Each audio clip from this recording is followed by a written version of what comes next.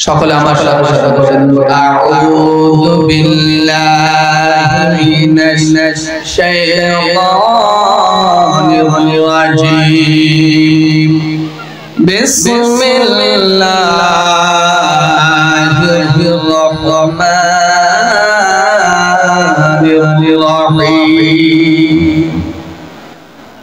قل يا عبادي الذين أسرفوا على أنفسهم لا تقنطوا من رحمة الله إن الله غفور إن الله يغفر الذنوب جميعا إنه هو الغفور الرحيم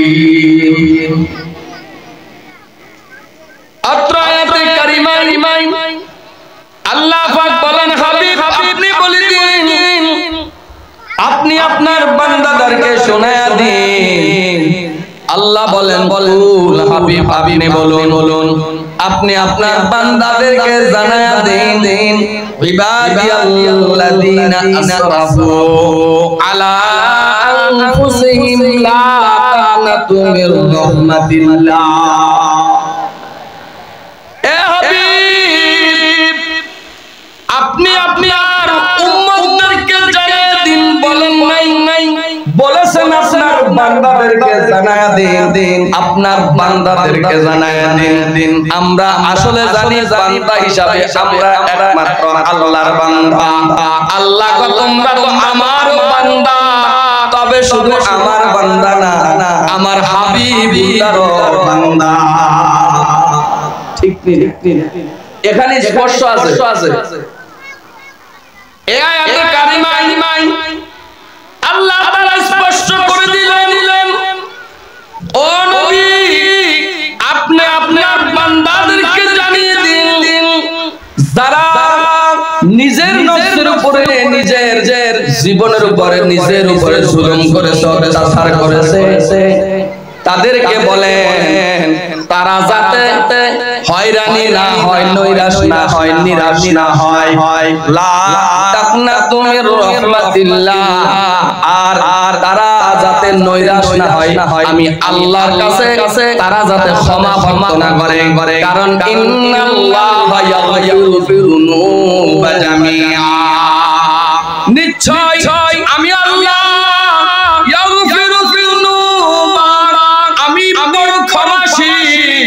আমার চাইতে বড় ক্ষমাশীল পৃথিবীর জমিনে কেউ হতে পারে না আমার চাইতে মায়া ভরা আমার চাইতে দয়া ভরা পৃথিবীর জমিনে কেউ হতে পারে না ঠিক কি না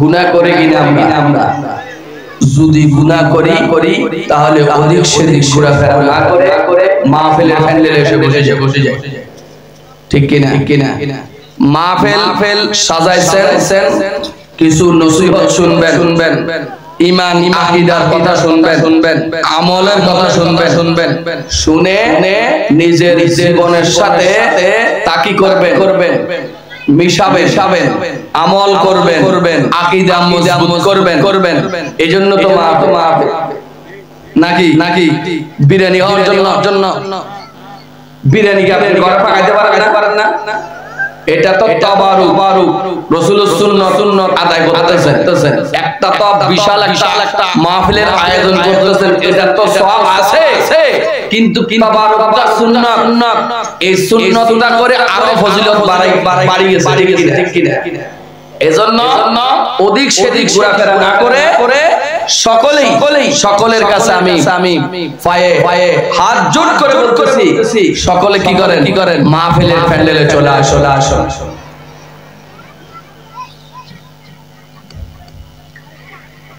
এখানে আমি যে কোরআনের আয়াত তেলাওয়াত করেছি আল্লাহ কত বড় রহম দিলওয়ালা আল্লাহ কত বড় আল্লাহ বুঝাইতে চাই বান্দা তুমি যখন মদের আড্ডায় গিয়ে গুনাহে লিপ্ত হয়ে গেছো বান্দা জুয়ার আড্ডায় গিয়ে গুনাহে লিপ্ত হয়ে গেছ,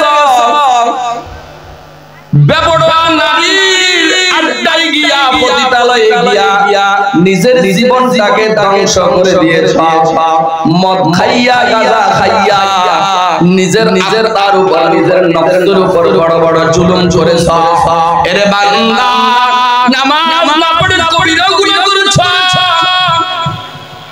আল্লাহর হুকুমগুলো অমান্য করে গুনাহ তোমার কলবটাকে কালো অন্ধকার বানায় ফেলেছ। আল্লাহ বলে এটার জন্য তুমি কাঙ্ক্ষিত হয়ে না রে বান্দা, আমি আল্লাহর কাছে চলে আসো, আমি আল্লাহর কাছে চলে এসে আমি আল্লাহর কাছে তওবা করো, আমি আল্লাহর কাছে মাফ চাও, আমি আল্লাহ নিমিষে তোমার তওবা কবুল করে নিব, তোমাকে মাফ করে দিব।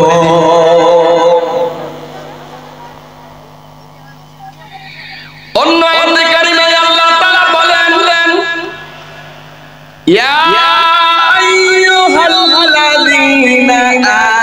আমানু ইলাল্লাহি তাওবাতান নাসুহা। ও ঈমানদার, যারা আমি আল্লাহর উপর ঈমান আনয়ন করেছো, যারা আমি আল্লাহকে মেনেছ, আমার হাবিবুল্লাহকে মেনেছ, এখানে ঈমানদারদেরকে সম্বোধন করে বলতেছে যারা কালেমা গ্রহণ করেছ, আমি আল্লাহর উপর ঈমান আনয়ন করেছ, আমি আল্লাহর উপর বিশ্বাস স্থাপন করেছ, রাসূলুল্লাহর উপর বিশ্বাস স্থাপন করেছ, তাদেরকে সম্বোধন করে আমার আল্লাহ বলতেছে, ওহে বান্দারা, ও আমার বান্দারা, তোমরা কি করো? তওবা করো, তওবা করো, আমি আল্লাহর কাছে আত্মসমর্পণ করো। আল্লাহ, আমি কবিরা গুনাহ করেছি, আমি সগীরা গুনাহ করেছি, আমি শিরক গুনাহ করেছি, আমি বিদআতি গুনাহ করেছি, আমার জীবনের যত অন্যায় অপরাধ আমি আমার জীবনে করেছি, আমার নফসের উপর যত জুলুম করেছি, আল্লাহর কাছে বলো, আল্লাহ আমার জিন্দেগীর সমস্ত গুনাহ খাতাগুলি মাফ করে দাও, আমার জিন্দেগীর সমস্ত অন্যায় ক্ষমা করে দাও, এমন ভাবে ক্ষমা চাও যেই ক্ষমা চাওয়ার কারণে আল্লাহ তোমার জীবনের সমস্ত গুনাহগুলো মাফ করে দিবে। এটাকে বলা হয় তাওবাতুন নাসুহা। খাঁটি দিলে তওবা, কি দিলে খাঁটি দিলে খাঁটি ভাবে আমি নামাজ পড়ি নাই, জোহর পড়ে না, আসর পড়েছি, আল্লাহর কাছে ক্ষমা চেয়েছি, আবার মাগরিব কাজা করে ফেলেছি, মাগরিব কাজা করে আবার ইশারে পড়েছি, আবার আল্লাহর কাছে ক্ষমা চাইছি, ফজর নামাজ কাজা করে আবার জোহর আল্লাহর দরবারে হাজির হইয়া বলেছি, আল্লাহ আমি তো অন্যায় করেছি, আমি তো অপরাধ করেছি, আল্লাহ আমাকে মাফ করে দাও। এভাবে বারবার অন্যায় করে বারবার আবার তওবা করা, বারবার অন্যায় করে আবার তওবা করা, বারবার অন্যায় করে আবার তওবা করার পরে আমার আল্লাহ বলে, না না, এভাবে করো ঠিক আছে, কিন্তু তুমি এমন ভাবে দৃঢ়তার সহিত তওবা করো যে তওবা করার কারণে আর জীবনে তুমি গুনাহে লিপ্ত হবে না, এমন অঙ্গীকার তুমি আমার সাথে দাও। এজন্য আল্লাহ তাআলা বলেছেন, ইয়া আইয়ুহাল্লাযীনা আমানু তুবু ইলাল্লাহি তাওবাতান নাসুহা। এর বান্দা, এখন স্কুল খাঁটি দিলে, খাঁটি অন্তরে আমি আল্লাহর কাছে ক্ষমা চাও, আমি আল্লাহ তোমাকে ক্ষমা করে দিব, আমি আল্লাহ তোমাকে মাফ করে দিব, আমি আল্লাহ তোমার জিন্দেগীর যত গুনাহ আছে সমস্ত গুনাহ খাতাগুলো আমি আল্লাহ তোমার মাফ করে দিব। আয়াতের পরে ইনশাআল্লাহ বলেন আসা রাব্বুকুম আন ইউকাফিরা আনকুম সাইয়্যাতিকুম ওয়া ইউদখিলকুম জান্নাতিন তাজরি মিন তাহতিহাল আনহার। সুবহানাল্লাহ।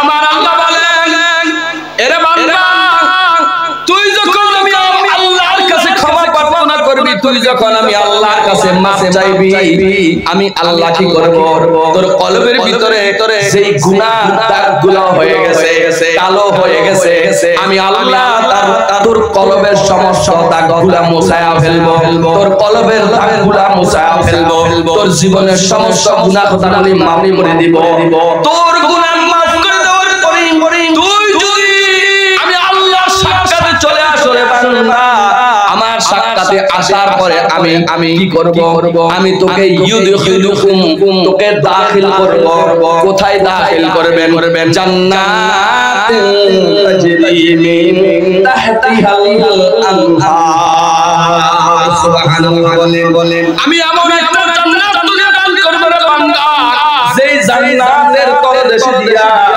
ঝর্ণা প্রবাহিত কত সুন্দর কত ফলমল কত কিছু কত রং তামাশা ওই জান্নাতে পাইবি কত সুস্বাদু খানা ওই জান্নাতে পাইবি রে বান্দা এখনো সময় আছে আমি আল্লাহর কাছে তুই তওবা কর আমি আল্লাহর কাছে ফিরে আয় আমি আল্লাহর দরবারে তুই ফিরে আয় তোর এক ফোঁটা চোখের পানির কারণে তোর तमाम জিন্দেগীর সমস্ত গুনাহ আমি আল্লাহ মাফ করে দিব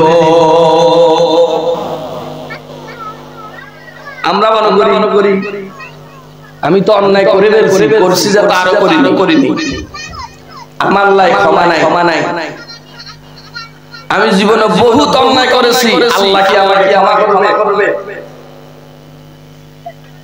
আমি আর আপনি কি তারা সমান গুনাহ করছি বৃষ্টি পড়ে না বৃষ্টির যে ফোঁটা এটা গণনা করে শেষ করা যাবে এরকম গুনাহ করছি বালি আছে না এক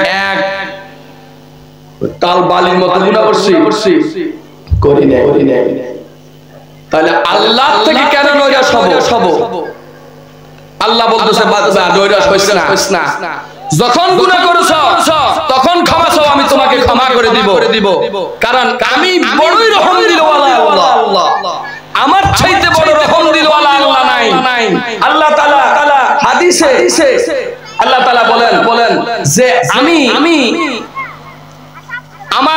আমি হলাম এমন আল্লাহ এমন খোদা যিনি মানুষ সৃষ্টি করার পরে আল্লাহ তাআলা বলতেছে যে মানুষ সৃষ্টি পরে মাখলুক সৃষ্টির পরে রাসূল করিম সাল্লাল্লাহু আলাইহি ওয়াসাল্লামের ফরমান ক্বালা রাসূলুল্লাহ সাল্লাল্লাহু আলাইহি ওয়াসাল্লাম লাম্মা আদাল্লাহুল খালকা কাতাবা ফি কিতাবিহি আলা নাফসিহি ফাহুয়া মাওদুউন ইনদাহু ইন্না রাহমাতি তাগলিবু গাদাবি আল্লাহ বলে রে বান্দা তোমার উপর আমি যদি গজব দেই তোমার অন্যায়ের কারণে তোমার অপরাধের কারণে আমি যদি তোমার উপর গজবিত করি তোমার উপর আমি কি করি গজব পতিত করি কোন বিপদে তোমাকে ফলায়া দেয় তুমি নৈরাশ হয়ে যায় না কারণ আমার গজবের তুলনায় আমার রহমত হইলে বড় তুমি যখন গজবে পতিত হয়ে গেছো যখনই আমি আল্লাহর কাছে ক্ষমা প্রার্থনা করবা আমি আল্লাহর দরবারে দুই হাত উত্তোলন করে দিবা আমি আল্লাহ তোমাকে ক্ষমা করে দিব কারণ কি আমি আল্লাহ তাআলা বলেন আমি আল্লাহ এমন খোদা এমন আল্লাহ যেই আল্লাহ নিজে করলেন তার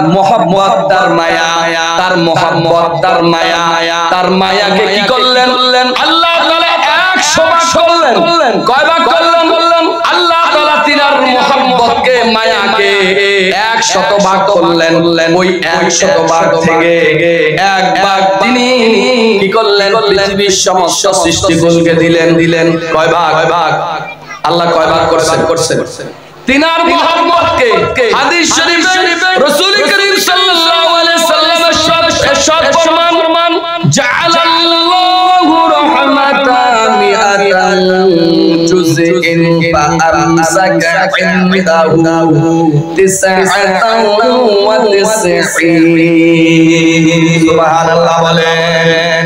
আল্লাহ তাআলা এই মায়াকে এই রহমতকে আল্লাহ তাআলা 100 ভাগ করেছেন। কয়শো ভাগ? 100 ভাগ। এই 100 ভাগ থেকে 99 আল্লাহ তাআলা বলে পৃথিবীর যত মখলুক আছে, যত জিনিস আছে, যত কিছু আছে, মানুষ, জিন, ইনসান, গরু, ছাগল, পশু পাখি যাহা কিছু আছে, সমস্ত কিছুর মাঝে আমি আল্লাহ কি করলাম? এক ভাগ দিলাম জুজআন ওয়াহিদান ফামিন যালিকাল জুজই তাতাওয়াহামুল খালাইকু হাত্তা তারফা'আদ দাব্বাতু ওয়ালাদিহা খাশিয়াতা আন তুসিবা। সুবহানাল্লাহ। আল্লাহ বললেন বান্দা আমি আল্লাহ শতবার রহমতকে 100 ভাগ করেছি। 100 ভাগ রহমতকে আমি 99 ভাগ রহমত আমি খোদার কাছে রেখে দিলাম। আর এই এক ভাগ আমি तमाम মাখলুককে দিয়ে দিলাম, মানুষকে দিলাম, গরুকে দিলাম, ছাগলকে দিলাম, হাঁস মুরগি সমস্ত কিছুকে দিয়ে দিলাম, জিনকে দিলাম। এই 100 ভাগের কে কতটুকু পেয়েছে? যে যতটুকু পেয়েছে ততটুকু 100 ভাগ থেকে মায়ের কাছে কিছু গেছে, বাবার কাছে কিছু গেছে, সন্তানের কাছে কিছু গেছে, ভাইয়ের কাছে কিছু গেছে। এর বান্দা তোর পিতা তোর 100 ভাগের কিছু পাইয়া তুই হাজার অন্যায় অপরাধ যখন করে ফেলা, বাবার কাছে যাই যখন ক্ষমা চাও, তোমার বাবা তোমাকে ক্ষমা করে দেয়। তুমি হাজার অন্যায় অপরাধ করে যখন তোমার মায়ের কাছে যাও, তোমার মা তোমাকে ক্ষমা করে দেয়। তুমি হাজার অপরাধ করে যখন বিচারের সামনে চোখের পানি রাজা দাও আর বলো আল্লাহ আমি অন্যায় করেছি, ও বিচার আমি অন্যায় করেছি, আমি অপরাধ করেছি, আমাকে ক্ষমা করে দেন। বিচারপতির মনে করে কি করে? মায়া কাজ করে তোমাকে ক্ষমা করে দেয়। তোমার ভাই তোমাকে ক্ষমা করে দেয়, তোমার প্রতি দয়া দেখায়, তোমার প্রতি সহানুভূতিশীল দেখায়, তোমার বন্ধু তোমার প্রতি সহানুভূতিশীল দেখায়। মাত্র এক ভাগ থেকে যত পাইছে। শুধু তাই না, আল্লাহ রাসূল বলেন একটা ঘোড়া এই 100 ভাগের কিছু অংশ মায়া পায়া তার খুর তার সন্তানের গায়ের উপর থেকে উঠায় নাই। কি জন্য? মায়ার কারণে। কত মায়া বান্দাকে আল্লাহ বলে ও বান্দা এই মায়া পাওয়ার পরে হাজার অপরাধ করে মায়ের সামনে গিয়া যখন ক্ষমা চাও রে বান্দা, তোমার মা তোমাকে নিমিষে ক্ষমা করে দেয়। বাবার সামনে যায় যখন ক্ষমা প্রার্থনা করো, সাথে সাথে তোমার বাবা তোমাকে ক্ষমা করে দেয়। ভাইয়ের সামনে যায় যখন ক্ষমা চাও, তোমার ভাই তোমাকে ক্ষমা করে দেয়। আর আমি যে 99 ভাগ আমি খোদা রেখেছি, 99 ভাগ খোদা আমি আমার কাছে রেখে দিয়েছি। আমার কাছে রেখে দিয়ে বান্দা যখন আমার কাছে চাই, বান্দা যখন আমি আল্লাহর কাছে ক্ষমা চাই, আমি আল্লাহ নিমিষে আমার বান্দার জীবনের সমস্ত গুনাহ খাতাগুলি মাফ করে দেয়। সুবহানাল্লাহ। একবার মায়া পাওয়ার পরে আমরা একজনের প্রতি একজন কত দয়া দেখায়, কত মায়া দেখায়, কিন্তু আল্লাহ বলে বান্দা এই এক ভাগের পরিণতি যদি অর্জন হয়, আমি বান্দা তোদেরকে সৃষ্টি করেছি, আমি তোদের খালেক, আমি তোদের বানানোওয়ালা সৃষ্টিকর্তা। আমি তো তোদেরকে জাহান্নামে যাওয়ার জন্য বানাই নাই, আমি তো তোদেরকে গজবের ভিতরে পতিত করার জন্য বানাই নাই, আমি তোদেরকে আদর করে বানাইছি। বান্দা ভুল করছো, অন্যায় করছো, অপরাধ করছো, আমার কাছে ক্ষমা চাও, আমি তোমাদেরকে নিমিষে ক্ষমা করে দিব। সুবহানাল্লাহ। ক্ষমা চাওয়ার অভ্যাস আমাদের নাই। আছে? নাই। আমরা অন্যায় করছি কিন্তু ক্ষমা চাই না, অপরাধ করছি ক্ষমা চাই না। এটা আমাদের অপরাধ। রাসূলদের নবীদের কোনো গুনাহ আছে? কথা বলে নবীদের কোনো গুনাহ আছে? নবীদের গুনাহ নাই। কিন্তু নবী উম্মতদেরকে শিক্ষা দেওয়ার জন্য তিনার উম্মতদেরকে শিক্ষা দেওয়ার জন্য তিনি বলে ইয়া আইয়ুহান নাস তুবু ইলাল্লাহ, ও মানুষ সকল মানুষেরা, তুবু ইলাল্লাহ, কি করো? আল্লাহর কাছে তওবা করো। ফা ইন্নী আতুব, আমি প্রত্যেকদিন তওবা করি, ফিল ইয়াউমি ইলাইহি আতামাররা, 100 বার তওবা করি, তোমরা তওবা করো। কে বলতেছে? রাসূল করিম সাল্লাল্লাহু আলাইহি সাল্লাম বলতেছে কি জন্য? উম্মতের শিক্ষার জন্য। উম্মত যাতে শিক্ষা গ্রহণ করতে পারে, উম্মত যাতে গুনাহ করার পরে, অন্যায় করার পরে, অপরাধ করার পরে কি করে? অন্যায় অপরাধ করার পরে যাতে তওবা করে, আল্লাহর দরবারে ক্ষমা প্রার্থনা করে। এজন্য নবী করিম সাল্লাল্লাহু আলাইহি সাল্লাম দৈনিক কতবার? কথা বলেন 100 বার আল্লাহর দরবারে তওবা করতেন। সুবহানাল্লাহ, আল্লাহু আকবার। আমরা গুনাহগার। যিনি জীবনে তিনার শুরু থেকে, জন্মের শুরু থেকে, মিলাদের পর থেকে 63 বছর জিন্দেগি যিনি বেগুনাহ মাসুম ছিলেন। তিনার জীবনে কোনো অপরাধ নাই, কোনো ভুল নাই, কোনো ত্রুটি নাই। এমন একটা নবী যদি, এমন একটা রাসূল যদি দৈনিক তওবা করে, দৈনিক আল্লাহর কাছে 100 বার ক্ষমা প্রার্থনা করে, এর ইমানদার মুসলমান আমি আপনি দৈনিক তাহলে কয়শো বার তওবা করা উচিত? আমার আপনার হাঁটতে গুনাহ, খাইতে গুনাহ, চলতে গুনাহ, ফিরতে গুনাহ, গুনার উপর শুই, গুনার উপর খাই, গুনার উপর চলাফেরা করি, এরপর নিজের নফসের দিকে বিন্দু পরিমাণ তাকাই নাই, নিজের কথা বিন্দু পরিমাণ ভাবি না, অন্যায় অপরাধ করতে বিন্দু পরিমাণ দ্বিধাবোধ করি না, নিজের সন্তানকে খাওয়ানোর জন্য, ফ্যামিলি চালানোর জন্য, অর্থনৈতিক জোগাড় করার জন্য, কোটিপতি হওয়ার জন্য, টাকাওয়ালা হওয়ার জন্য হালাল খাই না হারাম খাই, হালাল পথে চলি না হারাম পথে চলি, বিন্দু পরিমাণ আমার আর আপনার চিন্তা নাই।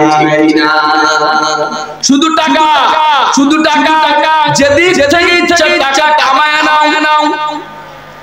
ও আমার ভাইরা, ও বড়ই জালার মানুষেরা, অন্তরের কান দিয়া শুনুন, আজকে যদি আপনি মারা যান, আপনি মারা যাওয়ার পরে আপনার কোটি টাকা যদি আপনি অবৈধভাবে ইনকাম করে রেখে চলে যান, ওই টাকাগুলো আপনার সন্তান ভোগ করবে, আপনার কবরে যাবে না। আপনার এই অবৈধভাবে টাকাগুলো ইনকাম করে নিজের পকেটে ঢুকাইয়া আপনি যেই গুনাহ কামাই করেছেন, যেই অন্যায় করেছেন, যেই অপরাধী আল্লাহর কাছে হয়েছেন, এই অপরাধ আপনার সন্তান ভাগ নিবে না, ঠিক কি না? আপনার গুনার ভাগ আপনার স্ত্রী নিবে না, আপনার গুনার ভাগ আপনার বাবা নিবে না, আপনার গুনার ভাগ আপনার মা নিবে না। বলবে তোমাদেরকে, আপনি যখন বলবেন যে মা আমি তো গুনাহ করেছি, আমি গুনাহ করে আমি অবৈধ পন্থায় আপনাদেরকে টাকা পয়সা এনে দিয়েছি, আপনাদেরকে খাওয়াইছি, আপনাদেরকে পড়াইছি, আপনি কি আমার গুনাহর ভাগীদার হবেন? মা ডাক দিয়ে বললেন, সন্তান আমি কি তোকে বলছি, তোকে কি আমি বলছি অবৈধ পন্থায় হারাম ভাবে অর্থ উপার্জন করে আমার খাওয়া? আমি দৈনিক টাকা হলে টাকা, ডাউল হলে ডাউল, কোন রকম জীবন চালায় দিতাম। তুই কেন অবৈধ টাকা দিয়া মাছ মাংস ক্রয় করতে গিয়েছ? আমি কি তোমাকে বলছিলাম? সেদিন আপনার পিতা থেকে আসবে, সেদিন আপনার মা থেকে মুখ থেকে এই উত্তর আসবে, বলবে তোমার পাপের ভাগীদার আমরা হব না। তোমার পাপের ভাগীদার কি হব না? আমরা হব না। তোমার পাপ নিয়ে তুমি থাকো।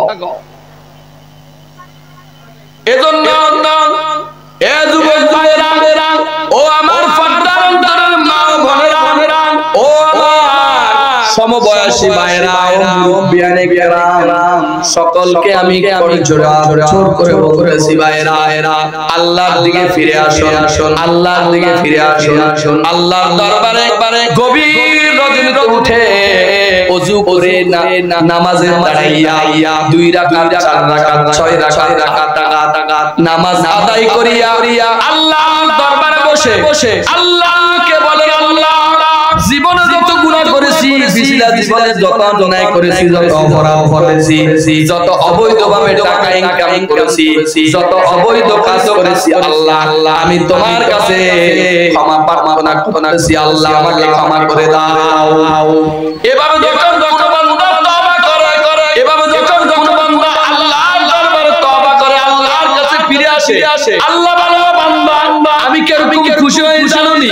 কোন এক মরুভূমিতে, কোন এক নির্জন এলাকায় কোন এক ব্যক্তি একটা সওয়ারি নিয়া এক সওয়ারির মধ্যে খাদ্য নিয়া পানি নিয়া সে যখন যায়, হঠাৎ প্রতিমধ্যে সওয়ারি দাঁড় করায় দিয়া কঠিন মরুভূমির মাধ্যমে, কঠিন মরুভূমি, ওদিকে দেখা যাচ্ছে না, এদিকে দেখা যাচ্ছে না, উত্তর দক্ষিণ পশ্চিম কোন দিকে দেখা যাচ্ছে না, এমন একটা স্থানে গিয়া কোন ব্যক্তি যখন বিশ্রাম নিতে চায়, কি নিতে চায়?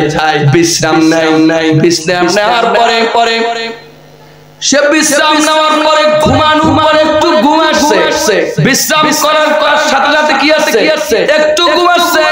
ঘুম আসার পরে ঘুম থেকে জাগ্রত হইয়া দেখতেছে তার সাওয়ারিও নাই, তার খানাও নাই, তার পানিও নাই, নাই। কঠিন মরুভূমির মাধ্যমে সে একা, সে কঠিন চিন্তায় পড়বে কিনা, কঠিন চিন্তায় পড়বে কিনা, এমন একটা জনপদ, এমন একটা জায়গায়, কঠিন মরুভূমি, ঘুম থেকে জাগ্রত হইয়া দেখতেছে তার সাওয়ারি নাই, অথবা উট নাই, অথবা তার গাড়ি নাই, যে কোনো একটা জিনিস বাহন, তার বাহনটা ওই জায়গায় নাই। বাহনের মধ্যে কি ছিল? খাদ্য ছিল, পানি ছিল।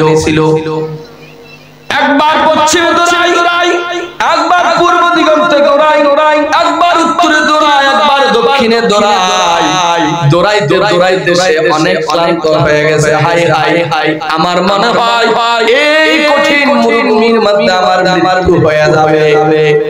ওই ব্যক্তি নিজের মৃত্যুকে নিশ্চিত করে ঘুমিয়ে পড়ে গেল। কি হলো? ঘুম গেল।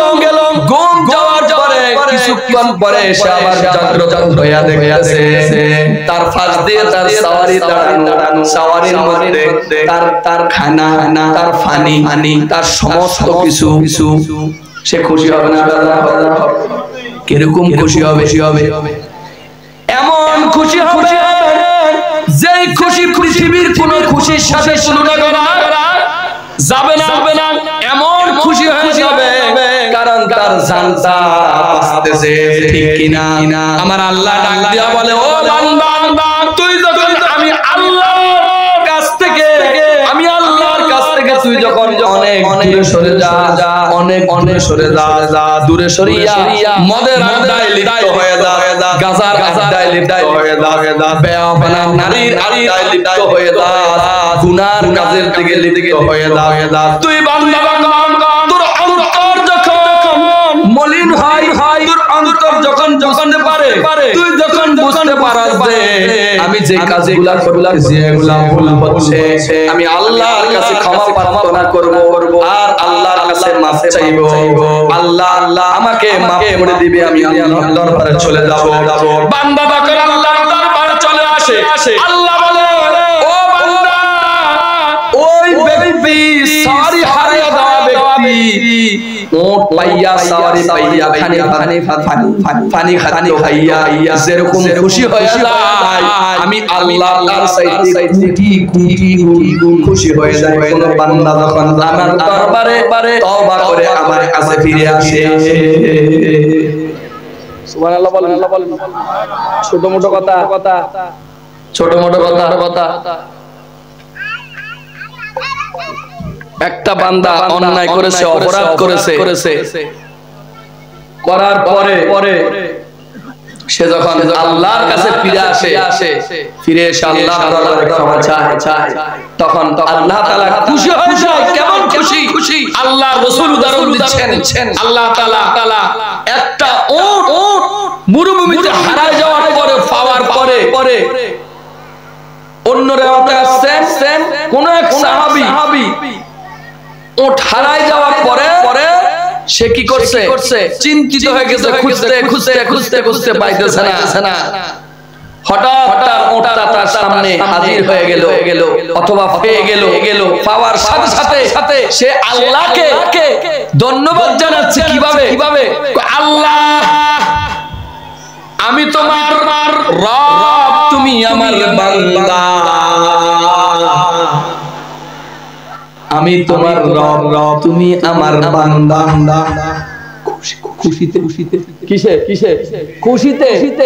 রব তো আল্লাহ। সে বলতেছে আমি তোমার রব, তুমি আমার আল্লাহ, তুমি আমার বান্দা, আমি তোমার রব। এত বেশি খুশি হয়ে গেছে। এজন্য রাসূল বললেন একটা ব্যক্তি যখন পাওয়ার আনন্দ, কত না আনন্দ, সে কত না আনন্দিত হয়েছে।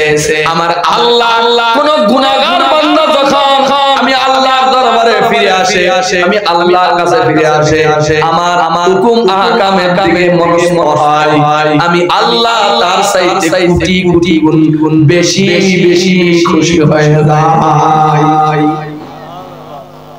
তাহলে তওবা করার দরকার আছে না নাই? আমার সময় শেষ হয়ে আসতেছে। তওবা করবেন খাঁটি অন্তরে, যত গুনাহ আছে সমস্ত গুনাহ আল্লাহ মাফ করে দিবে। যত অন্যায় আছে সমস্ত কিছু গভীর রজনীতে আল্লাহর দরবারে উত্তোলন করবেন যে আল্লাহ, আমি তো অপরাধ করেছি, আমি তো অপরাধী, আমাকে আপনি ক্ষমা করেন। আল্লাহ তাআলা আপনাকে নির্দ্বিধায় ক্ষমা করেন। আপনি যদি ইবাদত না করেন আল্লাহর কোনো ক্ষতি হবে? আর করলে আল্লাহর উপকার হবে না। আপনি করলেও কোনো সমস্যা নাই, না করলেও কোনো সমস্যা নাই, কিন্তু আল্লাহর হুকুম মানলেন না। আল্লাহ যে ওয়ারেন্ট দিল এটা মানলেন না। এটার কারণে নিজের ক্ষতি নিজেই করলেন। কার ক্ষতি? নিজের ক্ষতি নিজে করলেন। ঈমান আকীদা মজবুত করবেন, আঁকড়ে ধরবেন। কথা বুঝছেন? ঈমান ঠিক রাখতে হবে। ঈমান সকলের ওয়াজ শোনা যাবে না, সব মাদ্রাসায় স্টুডেন্ট দেওয়া যাবে না, ছাত্রছাত্রী দেওয়া যাবে না।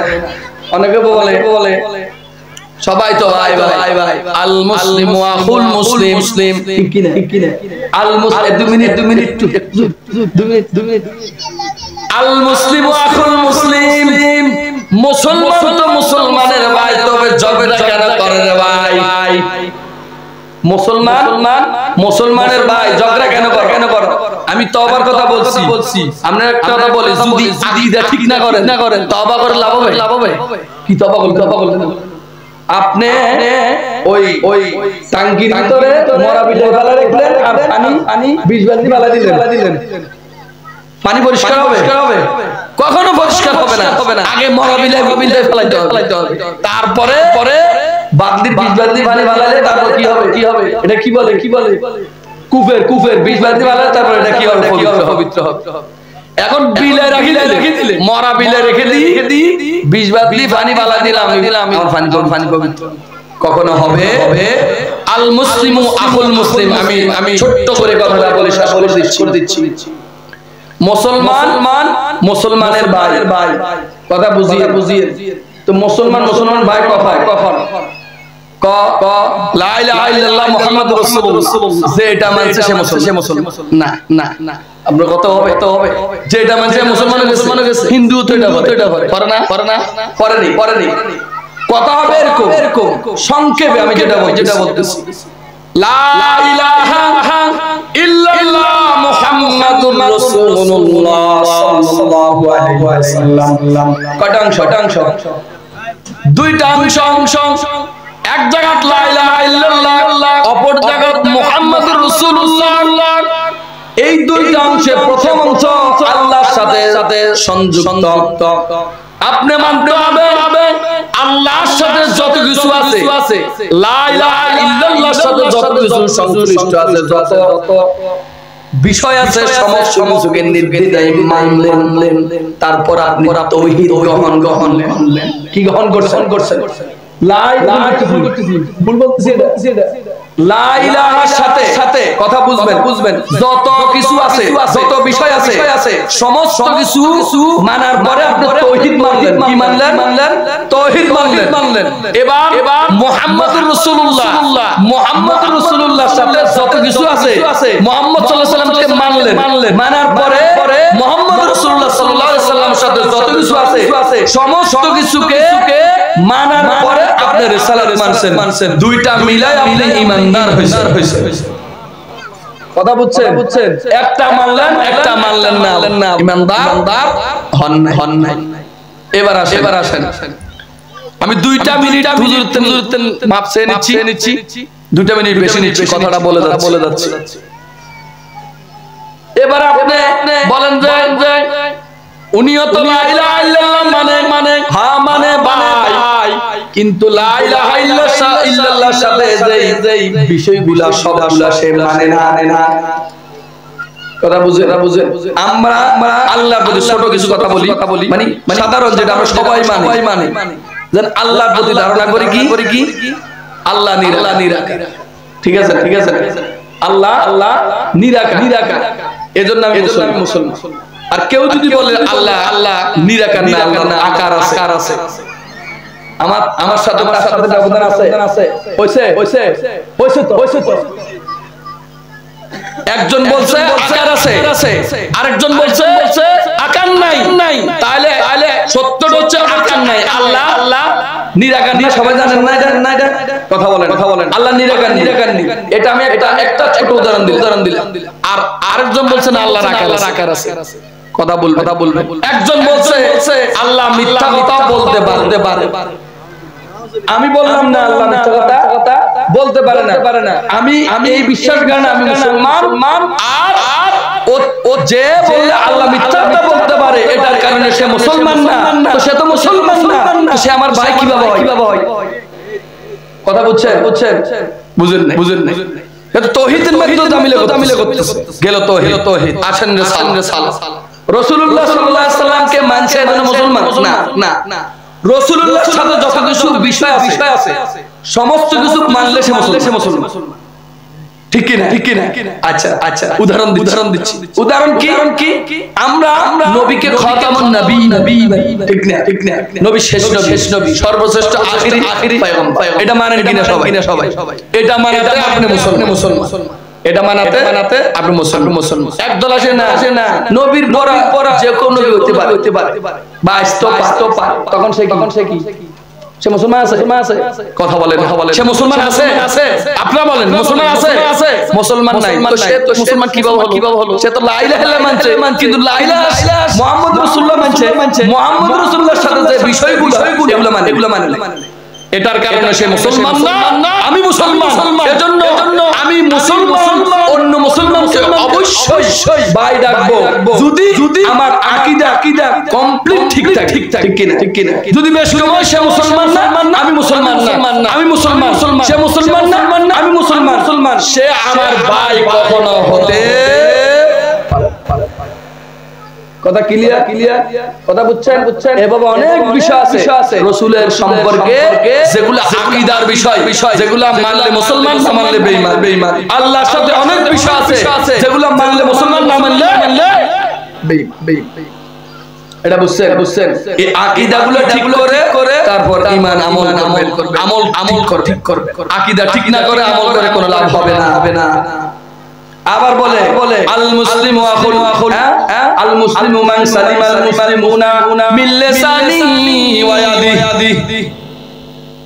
কি এক মুসলমান, প্রকৃত মুসলমান ওই যে মুসলমান অপর মুসলমানের হাত ও মুখ হইতে নিরাপদ থাকে। তুমি আমার রাসূলুল্লাহকে বেয়াদবি করবা, আবার মুসলমান দাবি করবা, তা আমার মুখ বন্ধ থাকবে, আমার হাত বন্ধ থাকবে। রাসূলের সাথে বেয়াদবি করার পরে আমার মুখ বন্ধ থাকা মানে আমিও সেই বেয়াদবের জন। ঠিক কিনা এগুলা খেয়াল রাখবেন। হাদিস বলে দিবে আমরা ব্যাগ ভাই না, আকীদা ঠিক তারপর ভাই। আকীদা ব্যাঠি তুমি কে হুয়ারি ঠিক কিনা। আল্লাহ পাক রব্বুল আলামিন আমাদেরকে বুঝার মানার তৌফিক দান করুক।